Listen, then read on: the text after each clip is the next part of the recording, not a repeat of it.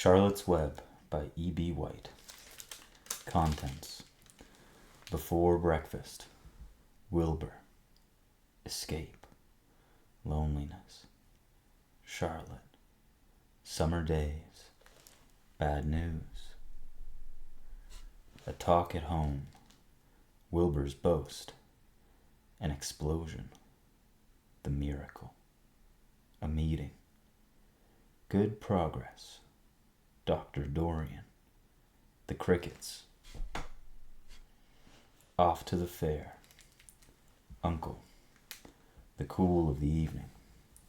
The egg sack. The hour of triumph. Last day. A warm wind.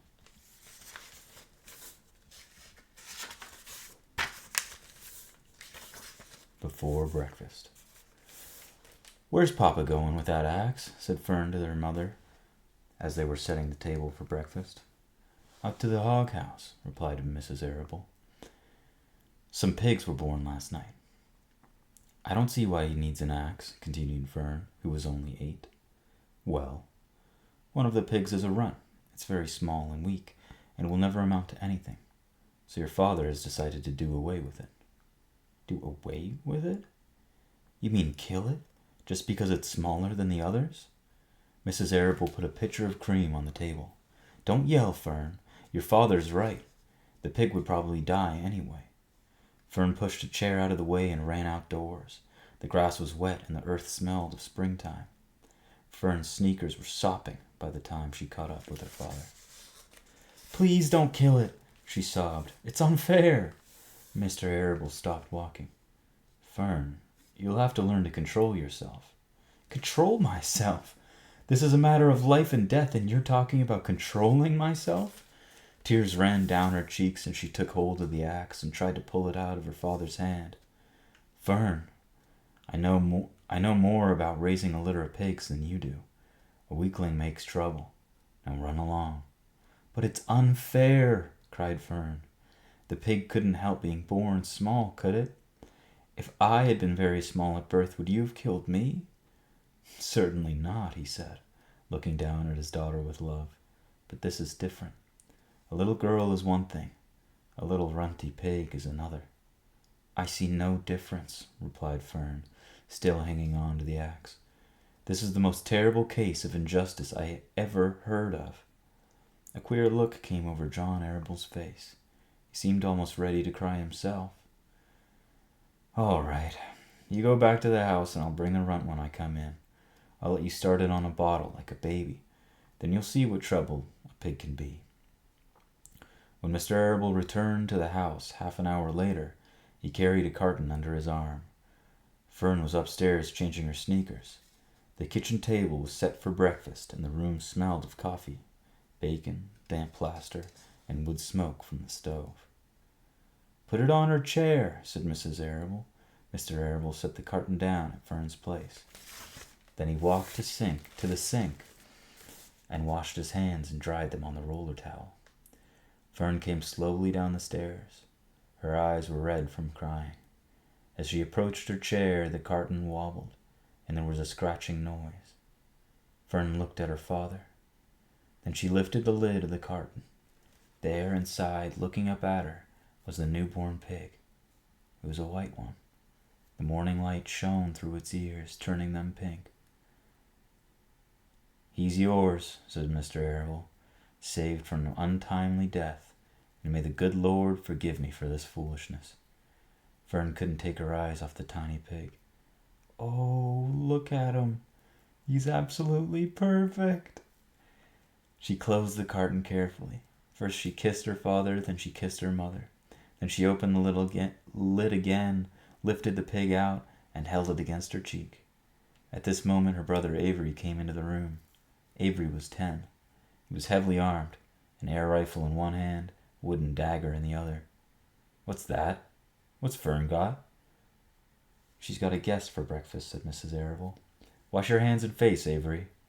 "Let's see it," said Avery, setting his gun down. "You call that miserable thing a pig? That's a fine specimen of a pig. It's no bigger than a white rat." "Wash up and eat your breakfast, Avery," said his mother. "The school bus will be along in half an hour." "Can I have a pig too, Pop?" asked Avery. "No, I only distribute pigs to early risers," said Mr. Arable. "Fern was up at daylight trying to rid the world of injustice. As a result, she now has a pig. A small one, to be sure, but nevertheless a pig. It just shows what can happen if a person gets out of bed promptly. Let's eat." But Fern couldn't eat until her pig had had a drink of milk.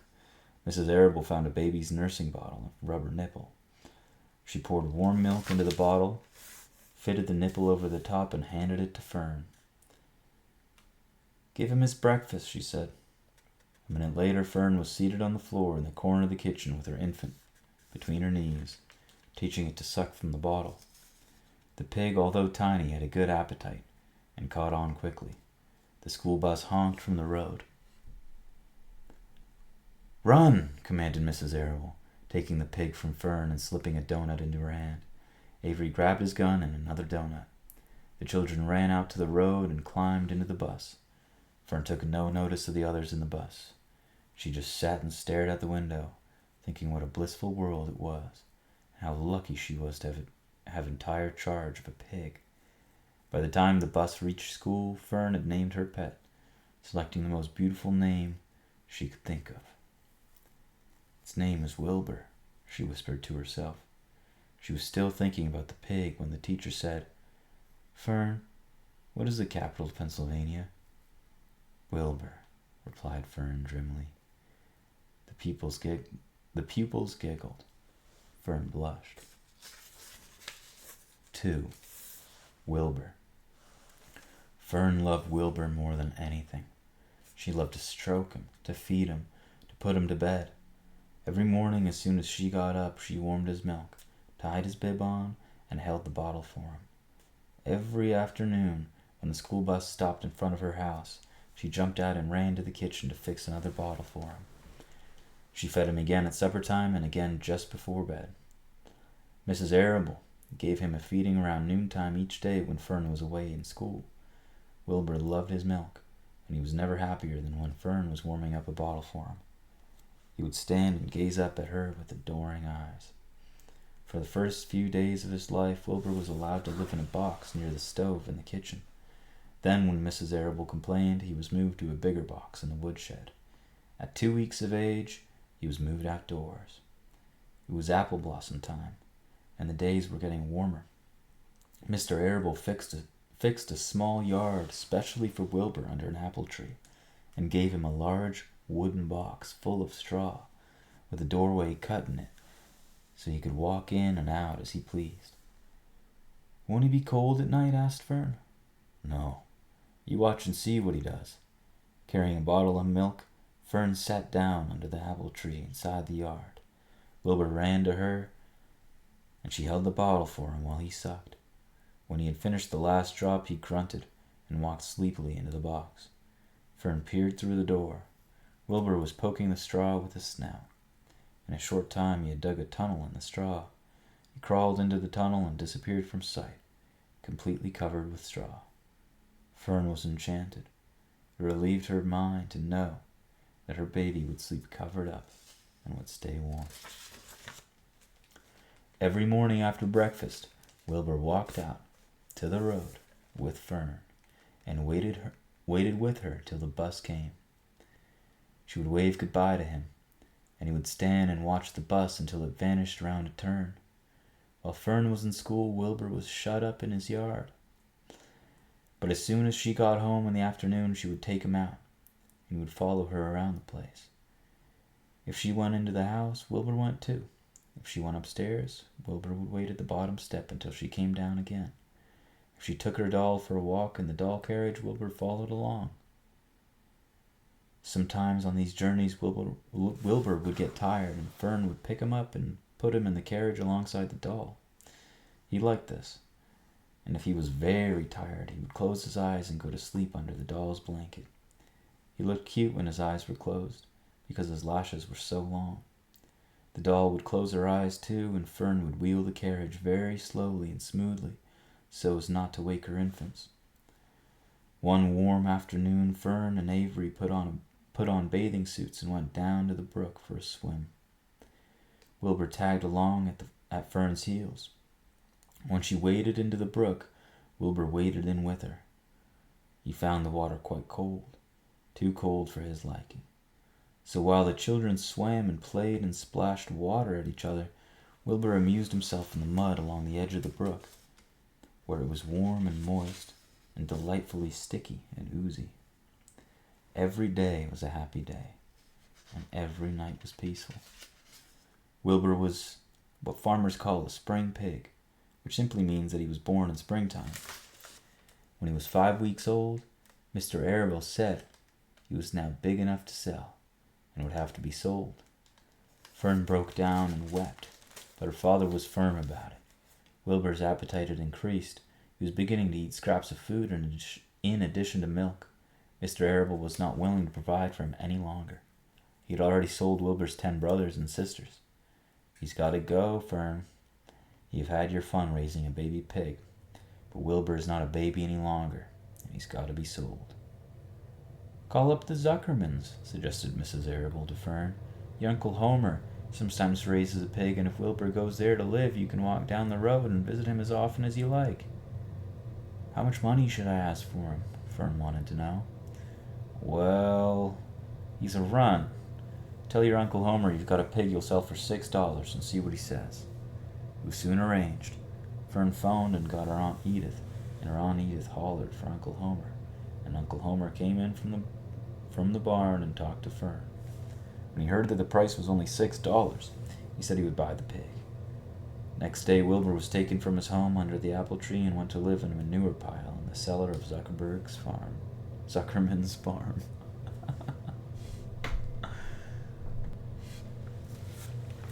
3. Escape. The barn was very large. It was very old. It smelled of hay and it smelled of manure. It smelled of the perspiration of tired horses and the wonderful sweet breath of patient cows. It often had a sort of peaceful smell, as though nothing bad could happen ever again in the world. It smelled of grain and of harness dressing, and of axle grease, and of rubber boots, and of new rope. And whenever the cat was given a fish head to eat, the barn would smell of fish, but mostly it smelled of hay, for there was always hay in the great loft up overhead, and there was always hay being pitched down to the cows and the horses and the sheep. The barn was pleasantly warm in winter, when the animals spent most of their time indoors, and was pleasantly cool in the summer when the big doors stood wide open to the breeze. The barn had stalls on the main floor for the work horses, tie-ups on the main floor for the cows, a sheepfold down below for the sheep, a pig pen down below for Wilbur, and was full of all sorts of things that you could find in barns: ladders, grindstones, pitchforks, monkey wrenches, scythes, lawnmowers, snow shovels, axe handles, milk pails, water buckets, empty grain sacks, and rusty rat traps. It was the kind of barn that swallows like to build their nests in. It was the kind of barn that children like to play in, and the whole thing was owned by Fern's uncle, Mr. Homer L. Zuckerman. Wilbur's new home was in the lower part of the barn, directly underneath the cows. Mr. Zuckerman knew that a manure pile is a good place to keep a young pig. Pigs need warmth, and it was warm and comfortable down there in the barn cellar on the south side. Fern came almost every day to visit him. She found an old milking stool that had been discarded, and she placed the stool in the sheepfold next to Wilbur's pen. Here she sat quietly during the long afternoons, thinking and listening and watching Wilbur. The sheep soon got to know her and trust her. So did the geese who lived with the sheep. All the animals trusted her. She was so quiet and friendly. Mr. Zuckerman did not allow her to take Wilbur out, and he did not allow her to get into the pig pen.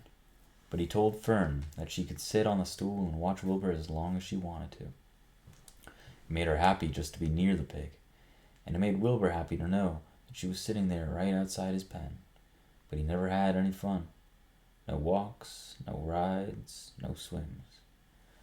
One afternoon in June, When Wilbur was almost 2 months old, he wandered out into the small yard outside the barn. Fern had not arrived for a usual visit. Wilbur stood in the sun feeling lonely and bored. There's never anything to do around here, he thought. He walked slowly to his food trough and sniffed to see if anything had been overlooked at lunch. He found a small strip of potato skin and ate it. His back itched, so he leaned against the fence and rubbed against the boards. When he tired of this, he walked indoors, climbed to the top of the manure pile, and sat down.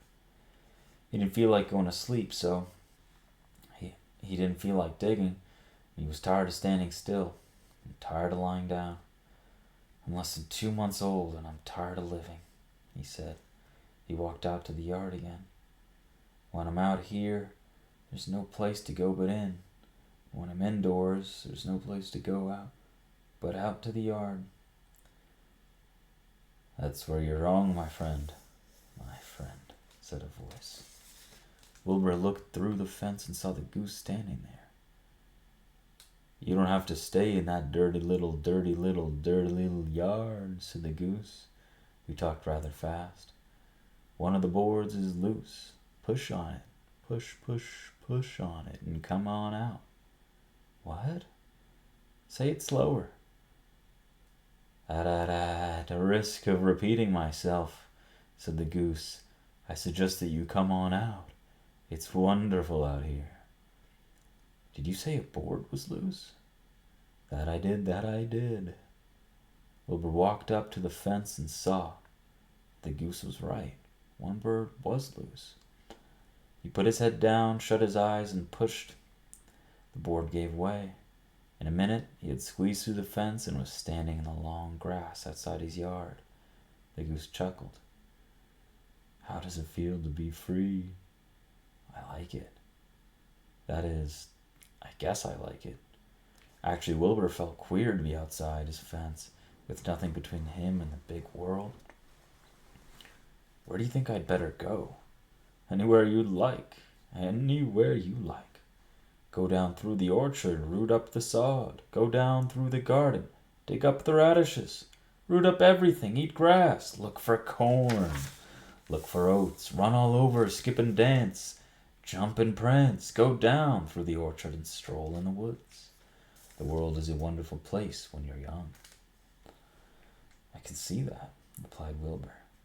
He gave a jump in the air, twirled, ran a few steps, stopped, looked all around, sniffed the smells of the afternoon, and then set off, walking down through the orchard. Pausing in the shade of an apple tree, he put his strong snout into the ground and began pushing, digging, and rooting. He felt very happy. He had plowed up quite a piece of ground before anyone noticed him. Mrs. Zuckerman was the first to see him. She saw him from the kitchen window, and she immediately shouted for the men. Homer! Pigs out! Lurvy! Pigs out! Homer! Lurvy! Pigs out! He's down there under the apple tree. Now the trouble starts, thought Wilbur. Now I'll catch it. The goose heard the racket, and she too started hollering. Run, run, run, downhill! Make for the woods, she shouted to Wilbur. They'll never, never, never catch you in the woods. The cocker spaniel heard the commotion, and he ran out from the barn to join the chase. Mr. Zuckerman heard, and he came out of the machine shed where he'd been mending a tool. Lurvid, the hired man, heard the noise and came up from the asparagus patch where he was pulling weeds. Everybody walked toward Wilbur, and Wilbur didn't know what to do. The woods seemed a long way off, and anyway, he had never been down there in the woods. He wasn't sure he'd like it. Get around behind him, Larvy, said Mr. Zuckerman, and drive him toward the barn. And take it easy, don't rush him. I'll go and get a bucket of slops. The news of Wilbur's escape spread rapidly among the animals on the place. Whenever any creature broke loose on Zuckerman's farm, the event was of great interest to the others. The goose shouted to the nearest cow that Wilbur was free, and soon all the cows knew. Then one of the cows told one of the sheep, and soon all the sheep knew. The lambs learned about it from their mothers. The horses in their stalls in the barn, pricked up their ears when they heard the goose hollering, and soon the horses had caught on to what was happening. "Wilbur's out," they said. Every animal stirred, and lifted its head and became excited to know that one of his friends had got free and was no longer penned up or tied fast. Wilbur didn't know what to do or which way to run. It seemed as though everybody was after him. If this is what it's like to be free, he thought, I believe I'd rather be penned up in my own yard. The Cocker Spaniel was sneaking up on him from one side. Lurvy, the hired man, was sneaking up on him from the other side. Mrs. Zuckerman stood ready to head him off if he started for the garden, and now Mr. Zuckerman was coming down toward him carrying a pail. This is really awful, thought Wilbur. Why doesn't Fern come? He began to cry. The goose took command and began to give orders. Don't just stand there, Wilbur. Dodge about. Skip around. Run toward me. Slip in and out, in and out, in and out. Make for the woods. Twist and turn. The Cocker Spaniel sprang for Wilbur's hind leg. Wilbur jumped and ran. Lurvy reached out and grabbed. Mrs. Zuckerman screamed at Lurvy. The goose cheered for Wilbur. Wilbur dodged between Lurvy's legs. Lurvy missed, and Wilbur grabbed the spaniel instead. Nicely done, cried the goose. Try it again. Run downhill, suggested the cows. Run towards me, yelled the gander. Run uphill, cried the sheep. Turn and twist, honked the goose. Jump and dance, said the rooster. Look out for the Lurvy, called the cows. Look out for the Zuckerman, yelled the gander. Watch out for the dog, cried the sheep. Listen to me, screamed the goose. Poor Wilbur was dazed and frightened by this hullabaloo. He didn't like being the center of all this fuss. He tried to follow the instructions his friends were giving him, but he couldn't run downhill and uphill at the same time, and he couldn't turn and twist when he was jumping and dancing. He was crying so hard he could barely see anything that was happening. After all, Wilbur was a very young pig, not much more than a baby, really. He wished Fern were there to take him in her arms and comfort him. When he looked up and saw Mr. Zuckerman standing quite close to him, holding a pail of warm slops, he felt relieved. He lifted his nose and sniffed. The smell was delicious. Warm milk, potato skins, wheat middlings, Kellogg's cornflakes, and a popover left from the Zuckerman's breakfast. Come, pig, said Mr. Zuckerman, tapping the pail. Come, pig. Wilbur took a step toward the pail. No, said the goose. It's the old pail trick, Wilbur. Don't fall for it. He's trying to lure you back into captivity. He's appealing to your stomach. Wilbur didn't care. The food smelled appetizing. He took another step toward the pail. Pig, said Mr. Zuckerman in a kind voice, and began walking slowly toward the barnyard, looking all about him innocently, as if he didn't know that a little white pig was following along behind him. You'll be sorry, called the goose. Wilbur didn't care. He kept walking toward the pail of slops. You'll miss your freedom, honked the goose. An hour of freedom is worth a barrel of slops. Wilbur didn't care. When Mr. Zuckerman reached the pig pen, he climbed over the fence and poured the slops into the trough. Then he pulled the loose board away from the fence so there was a wide hole for Wilbur to walk through. Reconsider, cried the goose. Wilbur paid no attention. He stepped through the fence into his yard. He walked to the trough and he took a long drink of slops, sucking in the milk hungrily and chewing the popover. It was good to be home again. While Wilbur ate, Larry fetched a hammer and some 8-penny nails and nailed the board in place. Then he and Mr. Zuckerman leaned lazily on the fence and Mr. Zuckman scratched Wilbur's back with a stick. "He's quite a pig," said Lerby. "Yes, he'll make a good pig," said Mr. Zuckerman. Wilbur heard the words of praise. He felt the warm milk inside his stomach. He felt the pleasant rubbing of the stick along his itchy back. He felt peaceful and happy and sleepy. This had been a tiring afternoon. It was still only about 4 o'clock, but Wilbur was ready for bed. I'm really too young to go out into the world alone," he thought as he lay down.